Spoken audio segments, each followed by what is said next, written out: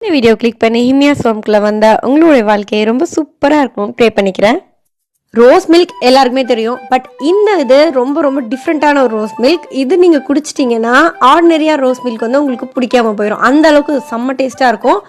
First இதுக்கு ஆற வச்ச, அதாவது காய்ச்சி ஆற வச்ச பாலை ஒரு ஐஸ் க்யூப் ட்ரே இல்லைனா ஒரு சின்ன சின்ன கிண்ணம் அந்த மாதிரி ஊற்றி ஃப்ரீசரில் வச்சுருங்க ஒரு 4-5 மணி நேரத்துக்கு.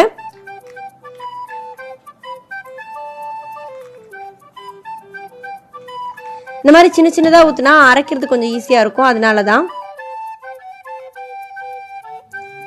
4-5 மணி நேரம் கழிச்சு பார்க்கலாம். இப்போ நல்லா கட்டி ஆயிடுச்சு. ஸோ இது ஊற்றுற நேரத்துலேயே நீங்கள் இன்னொரு பவுலில் கொஞ்சோண்டு சப்ஜா விதை ஊற போட்டுருங்க. சப்ஜா விதை தெரியாதவங்களுக்கு சப்ஜா விதை வந்து மூலிகை நாட்டு மருந்து கடையிலலாம் கிடைக்கும். இது ரொம்ப ரொம்ப நல்லது, குளிர்ச்சி தரும் உடம்புக்கு. ஸோ இந்த வெயில் காலத்தில் அதிகமாக இதை சேர்த்துக்கோங்க. ஸோ இப்போ நான் 1 ஸ்பூன் தான் போட்டிருக்கேன். 1 ஸ்பூன் போட்டு தண்ணி ஊற்றி வச்சுருக்கேன். ஆனால் இது வந்து ஊறினதுக்கப்புறம் நிறைய ஸ்பூன் நம்மளுக்கு கிடைக்கும்.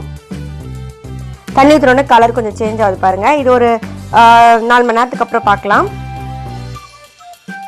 இப்போ எனக்கு எவ்வளோ வந்திருக்கு பாருங்கள்.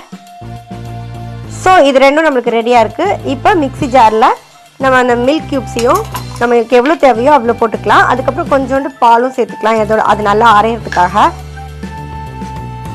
அப்புறம் கொஞ்சோண்டு சர்க்கரை, ஒரு 2 ஸ்பூன் சர்க்கரை போட்டுங்க. இப்போ நீங்கள் ரோஸ் எசன்ஸ் ஊற்றுனீங்கன்னா கொஞ்சம் நிறைய சர்க்கரை போட வேண்டியிருக்கும். நான் ரோஸ் சிரப் ஊற்றுறேன். ரோஸ் சிரப்பில் ஆல்ரெடி சுகர் வந்து இருக்கும், அதனால் நான் கொஞ்சமாக சர்க்கரை போட்டிருக்கேன். இப்போ நல்லா அரைச்சிட்டு வந்துடும். ரொம்ப அரைக்கக்கூடாது, கொஞ்சம் குறைன்னு இருக்கிற மாதிரி அரைச்சிக்கோங்க. இப்போ எனக்கு கொஞ்சம் கட்டி கட்டியாக இருக்குது. ஸோ அதனால் நான் மறுபடியும் ஒரு வாட்டி அரைச்சிட்டு வரேன். இப்போ கொஞ்சம் கலர் கம்மியாக இருக்குது. இன்னும் மீதி இருக்கிற ரோஸ் சிரப்பையும் ஊற்றிடுறேன். ரொம்ப அரைச்சிட்டிங்கன்னா ரொம்ப தனியாயிரும். அது மாதிரி ரொம்ப அரைக்காமல் விட்டுட்டிங்கன்னா கட்டி கட்டியாக இருக்கும். ஸோ இந்த மாதிரி இருக்கணும், கொஞ்சம் குறைன்னு அந்த மாதிரி இருக்கணும். இது வந்து எப்படி இருக்கும்னா, ரோஸ் எசன்ஸில் ஒரு ரோஸ் ஃப்ளேவரில் ஐஸ்கிரீம் சாப்பிட்டா அவங்களுக்கு எப்படி இருக்கும் அந்த மாதிரி ஒரு டேஸ்ட்டில் இருக்கும், செம்மையாக இருக்கும். இப்போ நான் கொஞ்சோண்டு சப்ஜா விதையும் இதில் ஆட் பண்ணிக்கிறேன். ஒரு டம்ளருக்கு ஒரு 2 ஸ்பூன் போட்டால் போதும். இது போட்ட உடனே எல்லாம் அடியில் போயிடும், ஆனால் அது கொஞ்ச நேரத்தில் அப்படியே மேலே வந்துடும். எப்போவுமே ஒரே மாதிரி பாலில் ரோஸ் எசன்ஸ் ஊற்றி குடிக்கிறதுக்கு பதிலாக இந்த மாதிரி ஒரு நாள் டிஃப்ரெண்ட்டாக செஞ்சு பாருங்கள்.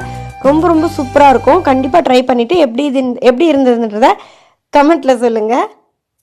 உங்களோட விமர்சனங்கள் வரவேற்கப்படுகிறது. இந்த வீடியோ உங்களுக்கு பிடிச்சிருந்துச்சுன்னா லைக் பண்ணுங்க, ஷேர் பண்ணுங்க, சப்ஸ்கிரைப் பண்ணுங்க. எல்லா புகழும் இறைவனுக்கே. பாய்.